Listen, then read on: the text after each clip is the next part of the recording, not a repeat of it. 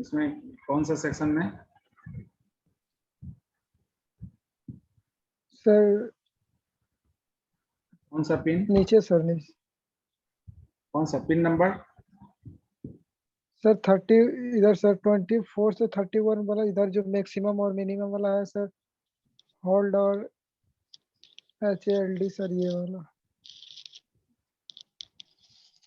देखिए basically minimum mode और maximum mode का मतलब तो क्लियर है ना। मिनिमम मोड का मतलब क्या होता है, यस मैक्सिमम सर। क्या होता है। बाकी लोग भी ऑन करिए, वीडियो ऑन करके रखिए।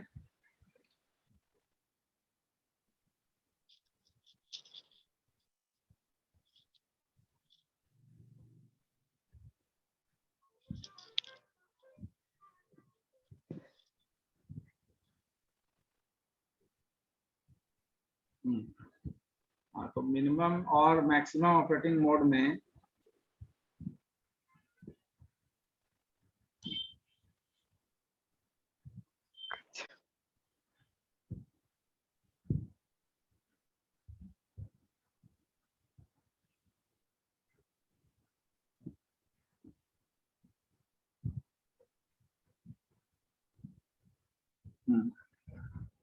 बाकी लोग ऑन करिए।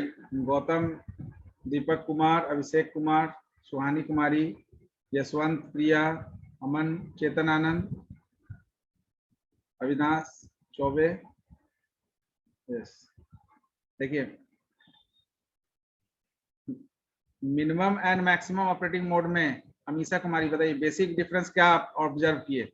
अभी तक जो भी डिस्कशन हुआ हम उसको आज हम लोग डाउट क्लियरेंस सेशन अरेंज किए हैं। तो इन डाउट क्लियरेंस सेशन की what do you observe by minimum and maximum operating mode, सबसे जानने की कोशिश करेंगे। अमीशा कुमारी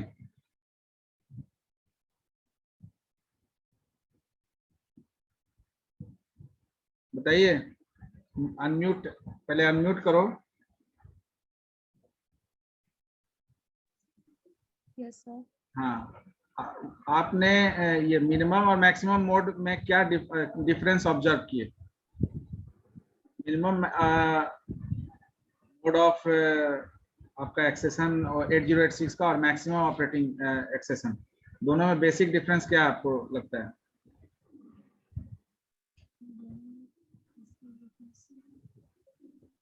तो हम लोग स्लाइड देखेंगे तो फर्स्ट स्लाइड में हम लोग इसको डिस्कस किए थे before discussion of pin diagram.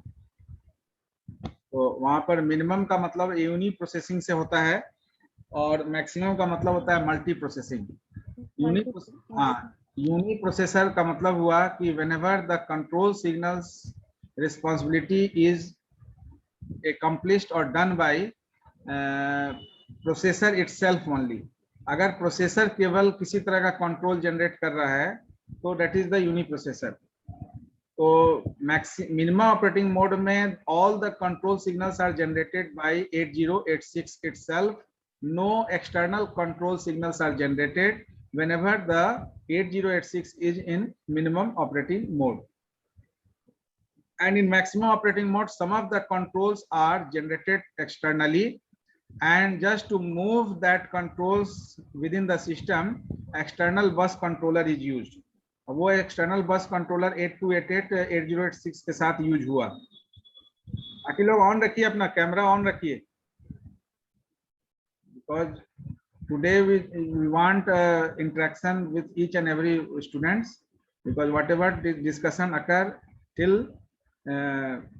Previous session जो है वो सबसे ऑब्जर्व करने की कोशिश करेंगे। जैसे पहला डाउट्स जो है वो हरिओम ने एड्रेस किया कि मिनिमम और मैक्सिमम ऑपरेटिंग मोड में कौन सा पिन, सारे पिन में डाउट है या किसी पर्टिकुलर पिन में,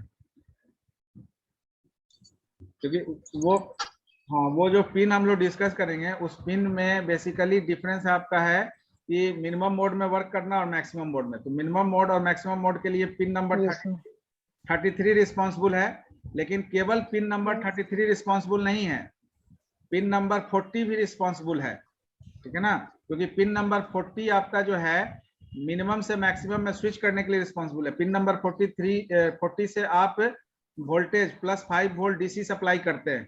जब डीसी वोल्टेज सप्लाई आप लो करेंगे GND ऑपरेट करेंगे, तब उस केस में क्या है, आपका मिनिमम जो है वो मैक्सिमम ऑपरेटिंग मोड में बदलेगा। ठीक है, तो मैक्सिमम ऑपरेटिंग मोड में कंट्रोल सिग्नल्स आपका एक्सटर्नल मूव करना शुरू हो जाएगा। तो पिन नंबर 33 एक्टिव हाई होगा मिनिमम ऑपरेटिंग मोड के लिए, और जैसे ही लॉजिक 0 में जाएगा तो मैक्सिमम ऑपरेटिंग मोड आपका ऑन हो जाएगा। यानी मैक्सिमम ऑपरेटिंग मोड ऑन होने के बाद कुछ पिन जो है, जो हम लोग डिस्कस किए थे, वो डिफरेंटली काम करता है मैक्सिमम और मिनिमम में। बाकी का जो 32 पिन हम लोग डिस्कस किए वो कॉमन आपका पिन है। तो जो डिफरेंटली यूज होता है उसमें हम लोग 24 नंबर से 31 नंबर का पिन देखे। तो 24 से 20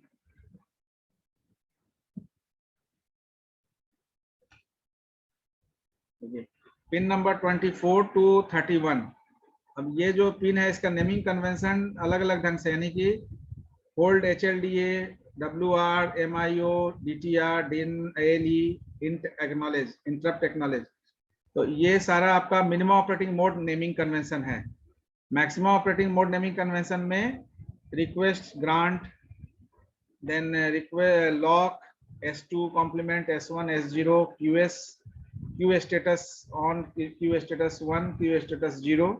तो ये आपका सारा मैक्सिमम ऑपरेटिंग मोड में है।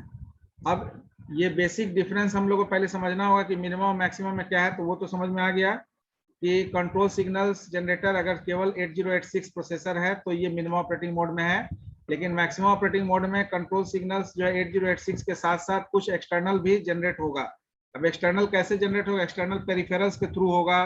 पेरिफेरल्स का स्टेटस सिग्नल्स के लिए होगा, उसके स्टेटस के बारे में अगर होगा तो वो सारा सिग्नल्स जो आपको प्रोसेसर रिसीव करेगा उसके अकॉर्डिंगली वो वर्कआउट करेगा।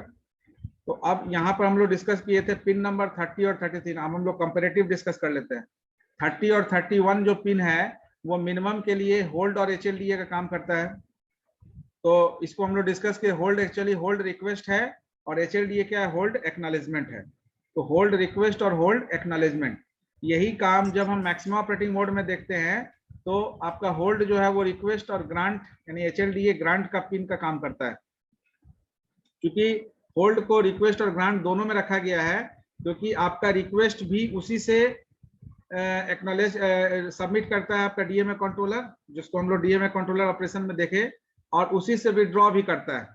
इसलिए रिक्वेस्ट भी किया, और रिक्वेस्ट आपका ग्रांट जो है वो आपका जो है डिजेबल कब होगा? जब आपका रिक्वेस्ट विड्रॉ होगा। तो रिक्वेस्ट जैसे ही विड्रॉ करेगा तो CPU रीगेन कर लेगा control over the system buses. तो यहाँ पर वही है HOLD hold, HLDA hold acknowledgement. तो होल्ड आपका पिन से DMA कंट्रोलर सबमिट करता है रिक्वेस्ट DMA ऑपरेशन के लिए, जिसको आगे हम लोग डिस्कस करेंगे डेटा ट्रांसफर स्कीम में। तो डेटा ट्रांसफर स्कीम जो दो तरह से हम लोग डिस्कस करेंगे, एक है प्रोग्राम्ड डेटा ट्रांसफर स्कीम और दूसरा है DMA data transfer scheme. Program data transfer scheme consist of synchronous data transfer, asynchronous and interrupt driven data transfer scheme. तो ये डेटा ट्रांसफर बेसिकली क्या है कि पेरिफेरल्स और मेमोरी के बीच में कोई भी तरह का अगर डेटा ट्रांसफरिंग हो रहा है तो वो डेटा ट्रांसफर आपका जो है प्रोग्राम्ड मैनर में हो सकता है या DMA मैनर में। प्रोग्राम डेटा ट्रांसफर में क्या है? CPU इंटरवेंशन होगा, यानी किसी भी तरह का मूवमेंट होगा उसमें CPU का इंटरवेंशन होगा, इंटरफेरेंस। लेकिन DMA में क्या होगा? क्योंकि सिस्टम बसेस थोड़ी देर के लिए DMA कंट्रोलर के हैंड में है, तो आपका जो है DMA ऑपरेशन जब होगा तो CPU का कोई रोल प्ले नहीं होगा movement of data from one location to another location.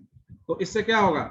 इससे क्या होगा? आपका स्पीड फास्ट होगा, यानी कि आपका ट्रांसफरिंग स्पीड बढ़ जाएगा। जनरली जब आप पेन ड्राइव से डेटा को हार्ड डिस्क में या हार्ड डिस्क से पेन ड्राइव में जब डेटा ट्रांसफर करते हैं तो वहां पर CPU का रोल बस इतना ही है कि सिस्टम बसेस उसके अथॉरिटी में है। तो सिस्टम बसेस अगर direct under authority of DMA controller होगा तो आपका सिस्टम बसेस को वो डायरेक्ट डेटा ट्रांसफर स्कीम यानी कि डेटा को ट्रांसफर करने के लिए यूटिलाइज कर सकता है, जिसको हम लोग डिस्कस करेंगे अभी। तो आई थिंक 30 और 31 में कोई डाउट नहीं होगा। No sir. नहीं है सर। हाँ, नेक्स्ट जो आपका 28 और 29 पिन है, तो 29 पिन आपका WR कॉम्प्लीमेंट, यानी बेसिकली आपका प्रोसेसर जो है वो रीड ऑपरेशन ज्यादा करता है। रीड ऑपरेशन आपका जो है तो राइट ऑपरेशन अगर करना होगा तो राइट ऑपरेशन उसको ये लॉजिक 0 से ये एनेबल्ड होगा। तो जब राइट ऑपरेशन आपका एग्जीक्यूट होगा तो ये आपका लॉजिक 0 होगा।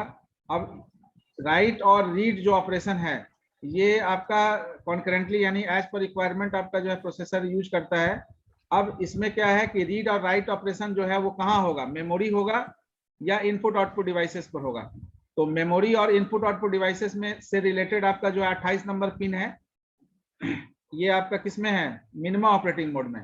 तो 28 नंबर पिन में देखिए कि एम और आईओ कॉम्प्लीमेंट है। M is for memory, IO is for input output device. इसका मतलब है कि अगर ये लॉजिक 1 होगा तो मेमोरी पर रीड या राइट ऑपरेशन परफॉर्म होगा। अगर ये लॉजिक 1 की जगह लॉजिक 0 होगा तो इनपुट आउटपुट डिवाइसेस पर आपका read write operation CPU perform करेगा। ठीक है ना। तो ये WR complement is for initiate और इनेबल द राइटिंग ऑपरेशन। अब writing is done on either memory or input output. It totally depends whether the memory is at logic 1 or it is yani this pin is at logic 0. But if it is logic 0 then input output operation is going on, and if it is at logic 1 then memory read write operation is going on. तो ये आपका write signal है जो memory या input output पर write operation perform करता है CPU, तो राइटिंग के लिए ये कैपेबल करता है। Next one is the DTR complement.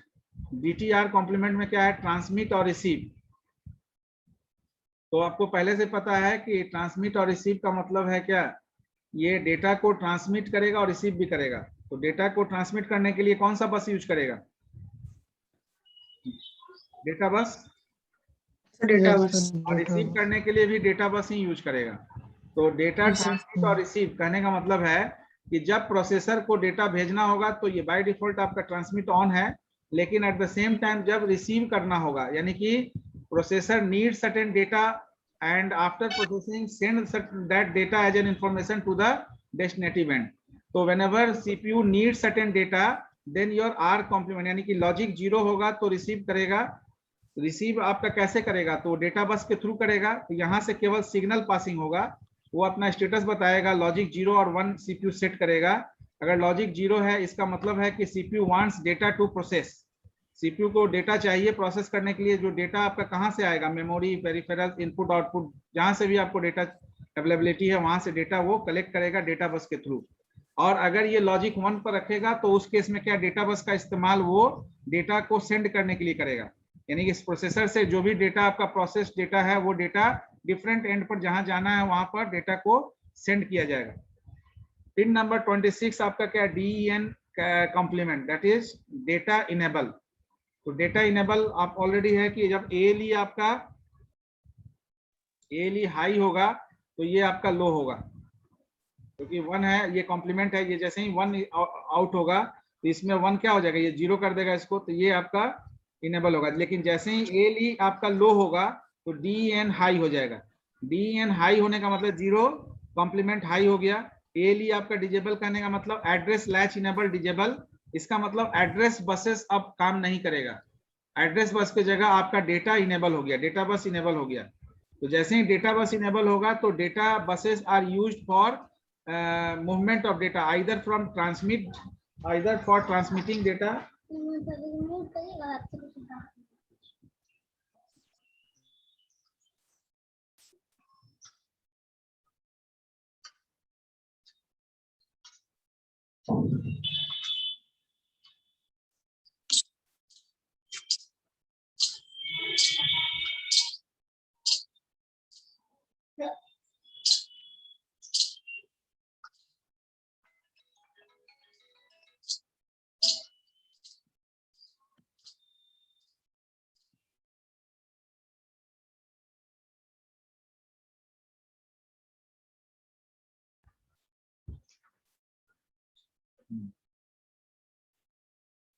No, तो DEN और ALE आपका बेसिकली क्या है, ALE एड्रेस लैच इनेबल है, ये पिन में तो कोई डाउट नहीं है। No sir. 24 number sir Abhishek Aditya पूछ रहा है सर कि कॉम्प्लीमेंट क्यों लगाते हैं सर। हाँ, कॉम्प्लीमेंट क्यों लगाते हैं, कौन पूछ रहा है? अभिषेक आदित्य सर। कॉम्प्लीमेंट अभी हम लोग नहीं लगा रहे हैं, ये कॉम्प्लीमेंट ऑलरेडी लगा हुआ है। कॉम्प्लीमेंट लगाते हैं इसलिए लगाते हैं क्योंकि ये आपका जो प्रोसेसर है, आप जो भी इंफॉर्मेशन देते हैं, ठीक है ना। अभी हम लोग चूंकि इनपुट आउटपुट पोर्ट केवल बेसिक डिस्कस किए हैं, फंडामेंटल में आपको इनपुट आउटपुट डिवाइसेस में इनपुट आउटपुट पोर्ट बताया गया होगा, और पता नहीं है बताया गया है कि नहीं, आगे कहीं होगा तो भी बताया जाए। इनपुट आउटपुट पोर्ट जो है वो पोर्ट एक्चुअली क्या इंटरफेस है, हम लोग डिस्कस करेंगे इंटरफेस। तो इंटरफेस एक्चुअली होल्ड करता है आपका बाइनरी इंस्ट्रक्शंस।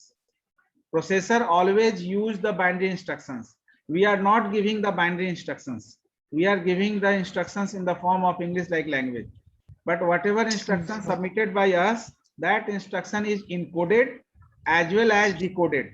Encoded का मतलब है कि हम जो दे रहे हैं वो कीबोर्ड से इनकोड होता है, तो कीबोर्ड इनकोडर का काम करता है। इनकोड करके वो क्या करता है, पोर्ट को भेजता है इंटरफेस, जहां जिस इंटरफेस से आपका सीपीयू डेटा कलेक्ट करता है। तो अब ये बताइए कि अगर कौन पूछ रहा था? अभिषेक। हाँ, तो उसको खुद पूछना चाहिए ना। तो अभिषेक ये बताओ कि तुम्हारे दरवाजे पर अगर कोई कॉल बेल बजाएगा तभी दरवाजा खोलोगे ना, कि बिना कॉल बेल बजाए दरवाजा खोल दोगे? नो सर, पहले बजाएगा। हाँ, तो पहले बजाएगा, तो सीपीयू जब घंटी बजाएगा तभी सीपीयू जो है रिस्पॉन्ड करेगा, जो कनेक्टिंग डिवाइस है। जब तक नहीं आपका कॉल बेल बजाएगा तब तक तो वो डिवाइस आपके सिस्टम में प्रिंटर जुड़ा हुआ है। क्या हमेशा प्रिंटर जो है एक्टिवेट लाइन दिए हुए हैं तो प्रिंटर से प्रिंट आउट होने लगता है अपने आप? नहीं सर, तो प्रिंटर को जब आप प्रिंट कमांड देते हैं तब उसका दरवाजा खटखटाया जाता है। जब दरवाजा खटखटाया जाता है तब वो ऑन होता है। ऐसा नहीं है कि वो ऑफ है, ऑन तो है, प्रिंटर तो ऑन है, प्रिंटर ऑन है, लेकिन अभी वो डिवाइस जो है किसी पर्पस के लिए यूटिलाइज नहीं कर रहा है प्रोसेसर। तो जिस समय प्रोसेसर को उस डिवाइस को यूटिलाइज करना होगा उसको वो एक्टिव करेगा। एक्टिव करने का मतलब उसको नॉक करेगा। अब नॉक करेगा तो कब कैसे करेगा? उसके डिवाइस एड्रेस से। डिवाइस एड्रेस का कैसे मिलेगा? आपका हर डिवाइस का, ये ऑपरेटिंग सिस्टम में आप पढ़ेंगे device management. Device management is also one of the component of operating system. So under functions of device management you just discuss कि आपका जो डिवाइस है, ऑपरेटिंग सिस्टम हर डिवाइस का, चाहे वो सॉफ्टवेयर एप्लीकेशन हो चाहे वो आपका पेरिफेरल्स हो, उसका एक डिवाइस ड्राइवर सॉफ्टवेयर इंस्टॉलेशन के समय होल्ड करके रखता है, जिससे उस डिवाइस का अकाउंटेबिलिटी कभी भी ऑपरेटिंग सिस्टम को देना हो तो वो दे सकता है। तो आपका जो सीपीयू है वो डिवाइस एड्रेस के थ्रू उस डिवाइस को कॉल करता है। तो कई बार क्या होता है कि आप इंटरप्ट हो जाता है आपका प्रोसेस। मान लेते हैं 2 प्रिंटर आपने जोड़ा है, लेकिन जिस प्रिंटर को आपने प्रिंट कमांड दिया वो प्रिंटर डिटैच है, तो कॉल किसको किया गया? जिसको कॉल किया गया वो है नहीं, ठीक है ना। यस अभिषेक 2 भाई है, तो इस दरवाजा पर नॉक करने के बाद बोलेगा अभिषेक नहीं, अभिषेक का भाई से मिलना है। तो अगर अभिषेक का भाई अवेलेबल नहीं होगा तो अभिषेक बोलेगा ना कि अभी तो है नहीं, अवेलेबल होगा तब आप मिल सकते हैं, अभी हमसे मिलना है तो मिल लीजिए।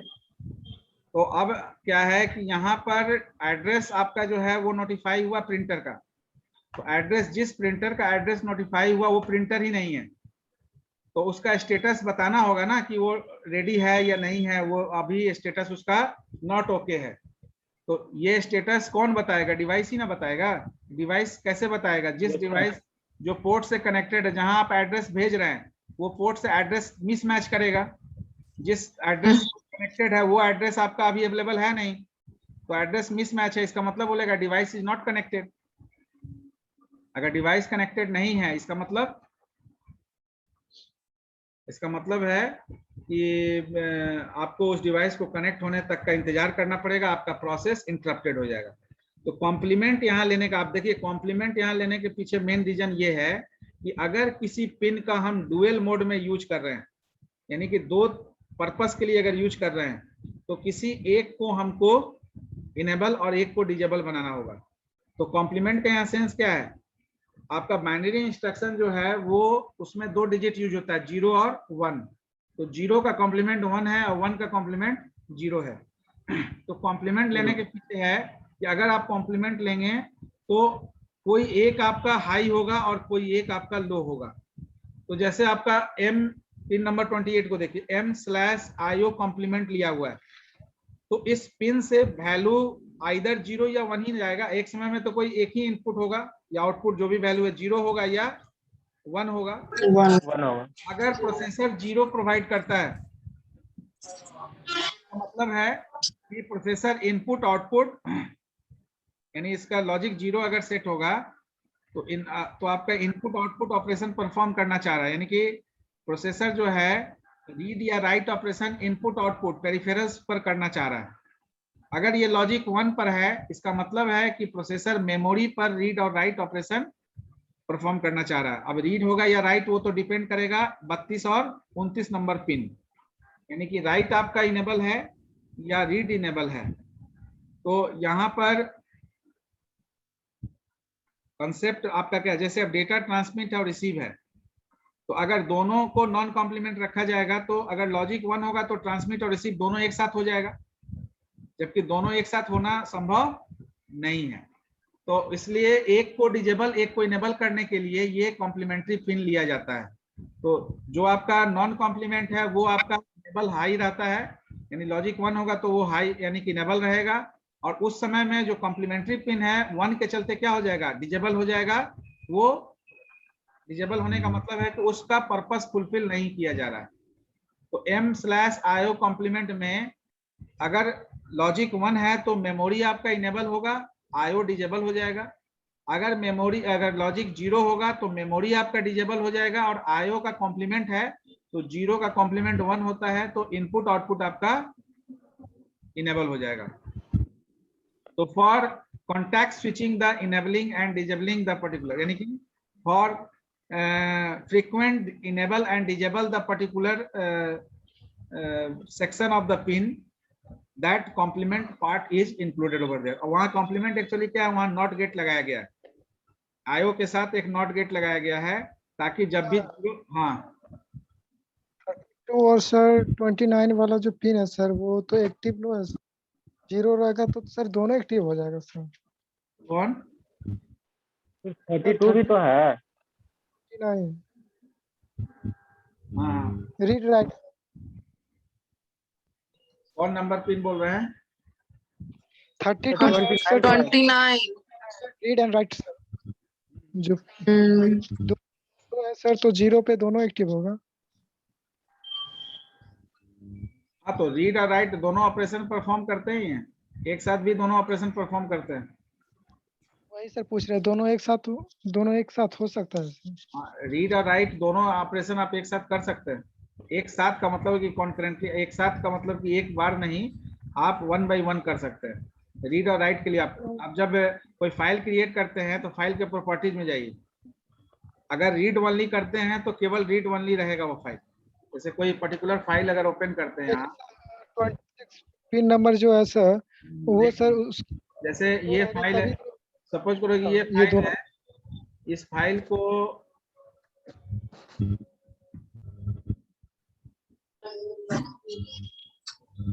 फाइल का प्रॉपर्टीज में जाइए, इस फाइल के प्रॉपर्टीज में जाने पर you just see there is attributes read only hidden। तो whenever you want to read only mode, यानी कि इसको अगर ऑन कर देंगे तो वो फाइल केवल आप उसमें पढ़ने के लिए ओपन होगा, उस पर कुछ लिख नहीं सकते, ठीक है ना। मतलब कि ये सिस्टम में हाइड हो जाएगा, सिस्टम में हाइड करने के लिए आप हाइड करने के लिए उसको यूज करेंगे। तो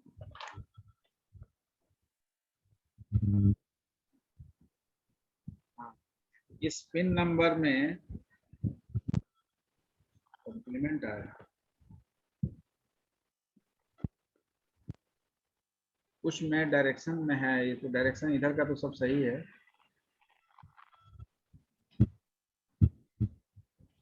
वैसे सर ये दोनों सर जब 26 वाला पिन सर इनेबल होगा तभी वर्क करेगा ना दोनों, रीड एंड राइट। हाँ डेटा बस आपका इनेबल तभी होगा जब DEN आपका लॉजिक 0 होगा।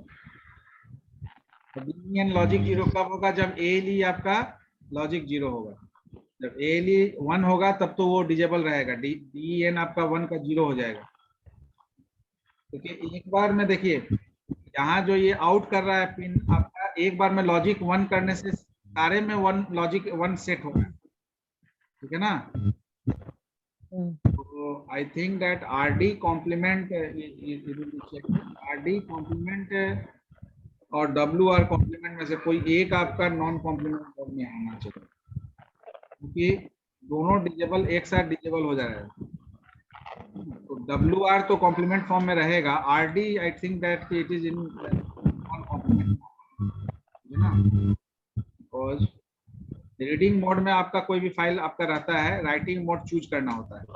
तो रीडिंग मोड आपका यहाँ पर एक्टिव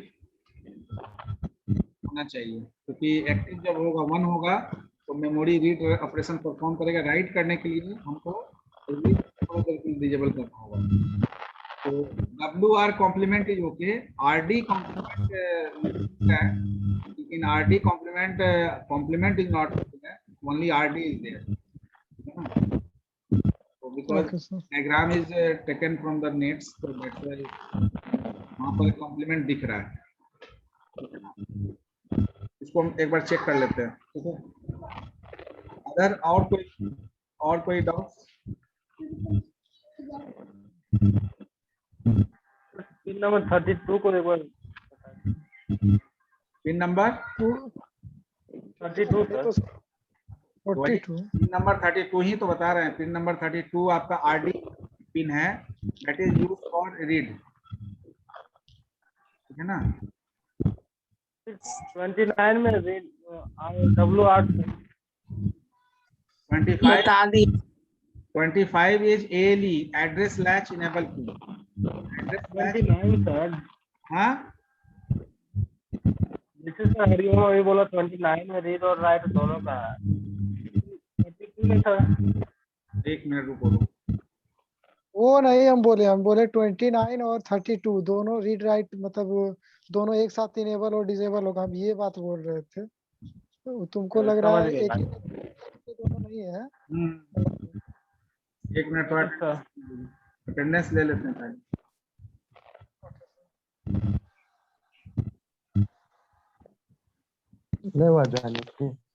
क्या था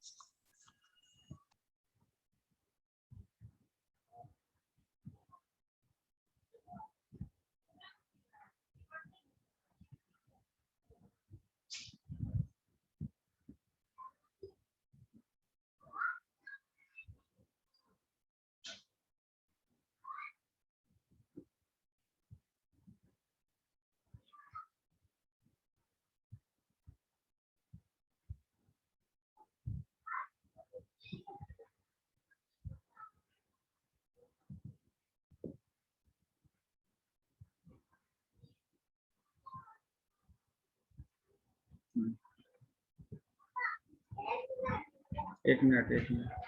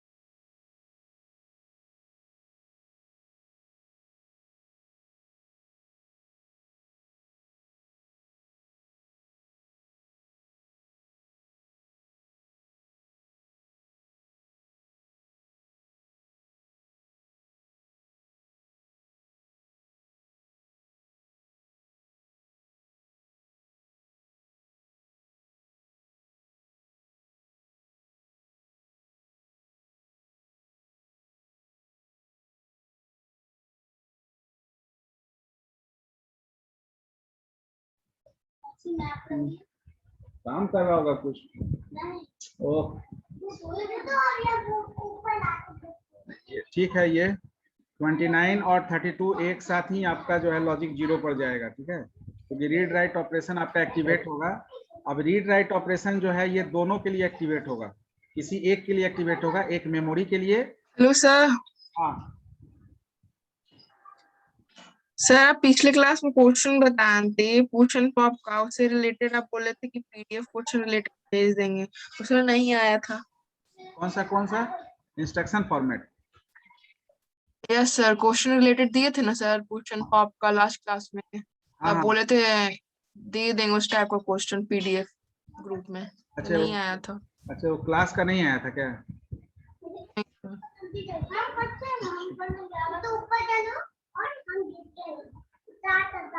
हम्म,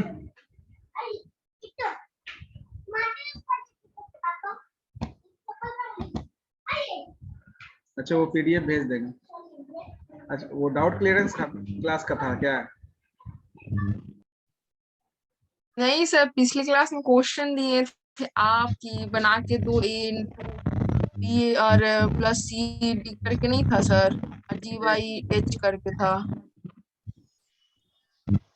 सर वो क्वेश्चन दिए थे केवल। एड्रेसिंग 0 1 2 एड्रेसिंग 3 मोड वो वाला है। सर।